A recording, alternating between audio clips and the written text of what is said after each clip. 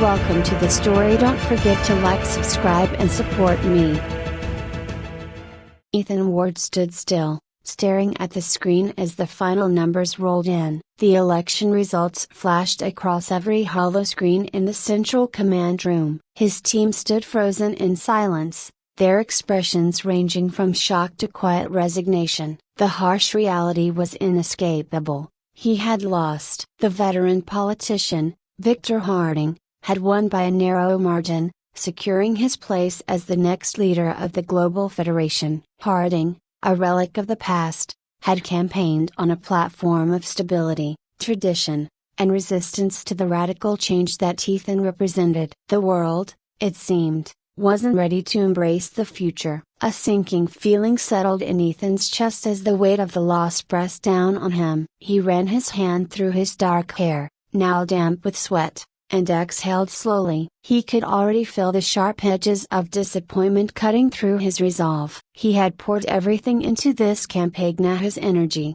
his time, his vision of a better future. And now, it felt as though all of it had been for nothing. The holoscreen cut to Harding's victory speech, his graying hair and wrinkled face projected in sharp clarity. "Today, we choose stability," Harding said, his voice deep and commanding. "We choose to preserve what has made our world strong, to protect the values that have brought us peace and prosperity for generations." Ethan clenched his fists, his heart pounding. Harding's message had always been the same: fear the future, cling to the past. It had resonated with just enough people to secure the election. The global population wasn't ready for Ethan's vision of an Earth where technology and environmental stewardship went hand in hand, where humanity took responsibility for the damage it had done to the planet, and where innovation wasn't stifled by outdated policies. But he wasn't ready to give up, not yet. Lena, his campaign strategist and longtime friend, broke the silence in the room. "Ethan, we knew this was a long shot. Harding's been in politics for decades. People trust him to keep things the way they are." Ethan nodded slowly, but he wasn't ready to accept defeat. "It's not about him, Lena. It's about the future, and if they're not ready now, we'll make them ready." Marcus, a grizzled activist who had been fighting for environmental reform long before Ethan had entered the political scene, stepped forward, his eyes sharp behind his wire-framed glasses. "So what's the plan now, Kit?" "The election's over. Harding's got the seat." Ethan turned to his team, the spark of determination igniting in his chest. "We're not done. We might have lost the election, but the movement isn't dead. If they won't listen to us through the system, we'll reach them another way." Lena raised an eyebrow, intrigued. "Another way? You're talking about going outside the political arena?" "Exactly," Ethan said, his mind racing. "We have something Harding doesn't. We have the people, the younger generation, the ones who are ready for change. We have the tools to reach them, directly, without the filters of the mainstream media. We've been building a platform, a voice. Now it's time to use it." Juno, the environmental scientist who had been the backbone of Ethan's green policies, nodded in agreement. "We can mobilize. The data's clear. People want to make a difference, they just need someone to lead them." The room shifted, the air suddenly charged with renewed energy. Ethan could see the resolve solidifying in his team's faces. They weren't giving up either. If they couldn't win through traditional politics, they would find another way. "We start now," Ethan said, his voice steady. "We take the fight to the streets, of digital and real. We start the grassroots movement we talked about. We show people that the future isn't something to fear, it's something to embrace." With that, the campaign wasn't over. It was just beginning.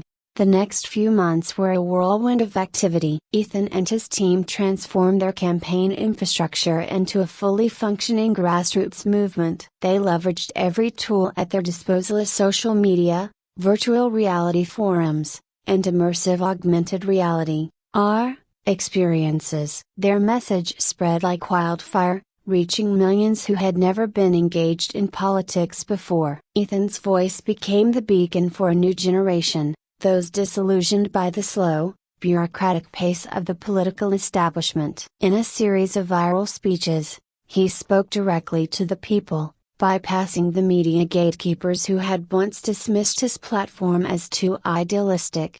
Change doesn't come from the top down, Ethan said in one of his most powerful addresses. His image broadcast to our protesters across the globe. It comes from all of you. From those who are tired of watching the planet suffer. From those who believe that technology is not something to fear, but something that can save us. Lena's strategy was brilliant, mixing cutting-edge digital platforms with traditional organizing tactics. Marcus rallied environmental activists, building alliances with grassroots groups who had long fought for climate action. Juno provided the scientific backing. Her work on renewable energy breakthroughs lending credibility to Ethan's message. They organized our protests that spanned continents, allowing millions to participate without leaving their homes. Virtual cities were flooded with protesters, their avatars marching through digital streets, waving banners that read "The future is now and save the earth." It was a movement unlike anything the world had seen before, and it was working. Public opinion began to shift. People who had once been indifferent to Ethan's message now found themselves inspired by the idea of a future where humanity could thrive without destroying the planet. News outlets, once dismissive, were forced to cover the growing movement. Even Harding's administration couldn't ignore it. But with success came backlash. Harding's government, sensing the growing threat, launched a coordinated counterattack. Ethan's face was plastered across state-controlled media, but not in the way he had hoped. They painted him as a reckless idealist, someone who was out of touch with the realities of governance. They accused him of peddling false hope and dangerous ideas that would destabilize the global economy. Corporate interests, particularly those tied to fossil fuels and traditional industries, joined the fray. They funded smear campaigns, attacking Ethan's credibility. They dug into his past, trying to find anything that could tarnish his reputation. The truth is, Harding said in one of his speeches, Ethan Ward's ideas are nothing more than fantasies. They sound good, but they'll leave millions unemployed, they'll destroy the industries that have kept our world strong, and they'll lead us into chaos.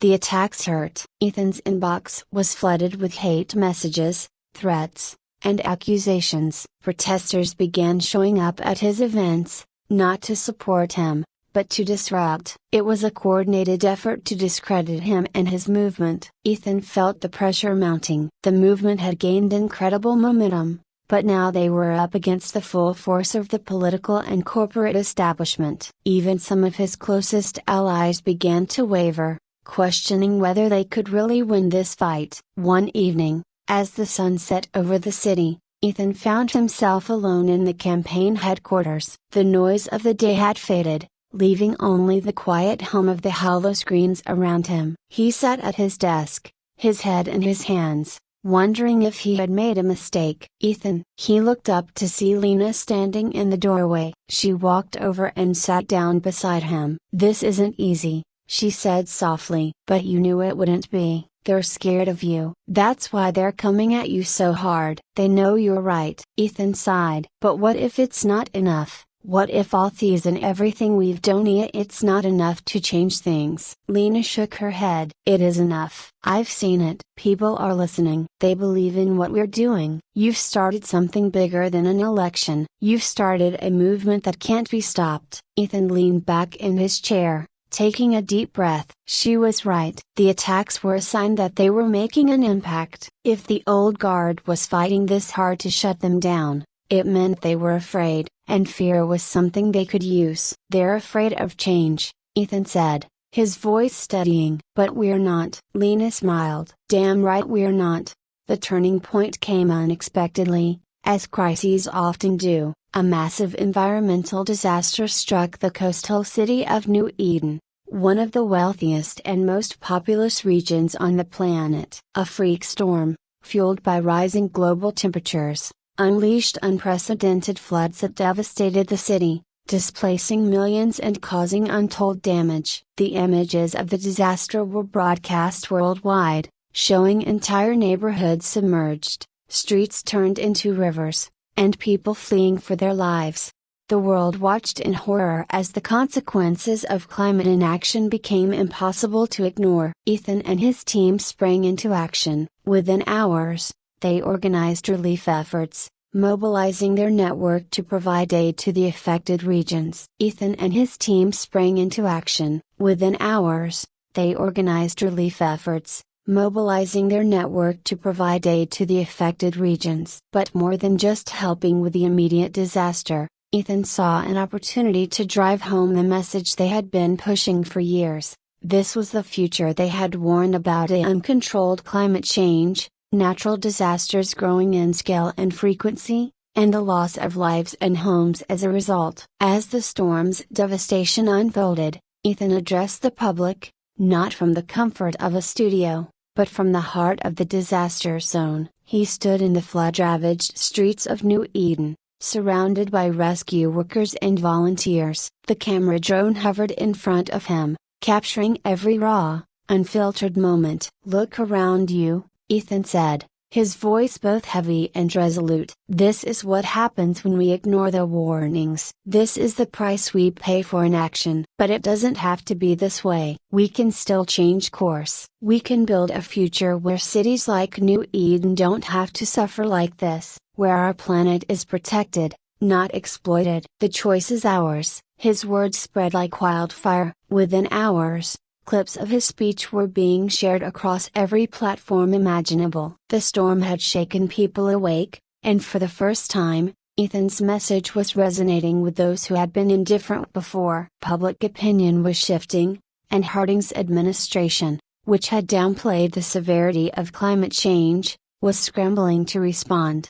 In the days that followed, protests erupted across the globe, with millions demanding immediate action. The R-powered virtual protests that had once been seen as a novelty now took on a new intensity. Ethan's supporters flooded digital spaces with calls for change, their avatars standing shoulder to shoulder in the virtual streets, demanding reforms. But it wasn't just the young and the tech-savvy anymore. Entire communities, from farmers to factory workers, were joining in, united by the growing realization that their livelihoods and futures were at stake. Juno's research on renewable energy became a rallying point. She published her findings, showing a viable path to transitioning away from fossil fuels without causing economic collapse, a key argument Harding had used to justify his resistance to environmental reforms. With the data in hand, Ethan and his team pushed forward, organizing town halls, both physical and virtual, to educate the public on the possibilities of a green future. Harding's administration, meanwhile, doubled down on its attacks. They introduced new laws aimed at curbing the power of social media platforms, attempting to stifle Ethan's movement by regulating the very networks that had fueled it. But Lena was always one step ahead. She had anticipated this move and had already begun decentralizing their digital presence, creating new, underground networks that the government couldn't easily control. As the weeks went on, it became clear that the tide had turned. The storm had acted as a catalyst, bringing to light the very dangers Ethan had been warning about for years. And now, with public opinion firmly on their side, the movement was pushing for more than just incremental change. They wanted a complete overhaul of environmental policy. The pressure on Harding's government was mounting. Corporate interests, once steadfast in their opposition to Ethan's vision, began to waver. Public demand for renewable energy solutions was skyrocketing, and companies that had long profited from fossil fuels were starting to see the writing on the wall. Some of the largest conglomerates began reaching out to Juno and her team, seeking partnerships to transition their industries toward greener alternatives. The financial incentives were too great to ignore. But the real turning point came when the global referendum, organized through Lena's innovative tech, took place. Bypassing the traditional political process, Ethan's team had created a virtual voting system that allowed citizens from all over the world to cast their votes on key environmental reforms. The system, backed by cutting-edge blockchain technology, was transparent, secure, and beyond the reach of government manipulation. Over the course of a week, Millions of people logged in to have their say, demanding sweeping changes. When the results were in, the message was clear. An overwhelming majority supported the transition to renewable energy, stricter environmental regulations, and investments in technology that would ensure the planet's long-term survival. The referendum didn't have the legal authority to force change, but it was a powerful statement. The people had spoken, and their voices could no longer be ignored. Harding's administration was backed into a corner. Protests continued to grow, and even members of Harding's own party began to distance themselves from his outdated policies. He was facing not just political pressure, but the very real threat of mass civil unrest. Ethan's movement, which had once seemed like a fringe idealist campaign, had become a global force that was impossible to suppress. Behind the scenes, Harding's advisors urged him to compromise, to offer some concessions before the situation spiraled further out of control. And finally, in a move that shocked the world, Harding addressed a global federation in a televised speech, announcing that his administration would work with Ethan's movement to pass the environmental reforms the people were demanding. It wasn't a complete victory. Harding's administration was still resistant to some of the more ambitious proposals, and the negotiations that followed were tense. But for the first time, real progress was being made. Laws were drafted that would phase out fossil fuels, invest in renewable energy, and impose strict regulations on industries that had long been left unchecked. Juno's work on clean energy became the foundation for a global transition, and companies once reluctant to change now scrambled to be part of the new economy. As the first of the new laws passed, Ethan stood in the center of the same command room where, months earlier, he had watched his election defeat unfold. The room was filled with the familiar hum of hollow screens, but this time, the air was different. His team was celebrating. They had done what had once seemed impossible. They had changed the course of the future. Ethan stepped out onto the balcony, looking out at the city below. The streets were alive with people celebrating, their cheers echoing up through the buildings. He could see art displays lighting up the sky with messages of hope and victory. Lena appeared beside him, holding a glass of champagne. "You did it," she said with a smile. Ethan shook his head. "We did it." Marcus joined them, his eyes shining with pride. "You know, I've been fighting this fight for a long time, but I never thought I'd actually see the day." Juno followed, holding a tablet with the latest energy reports. "The real work is just beginning. We've got a long way to go,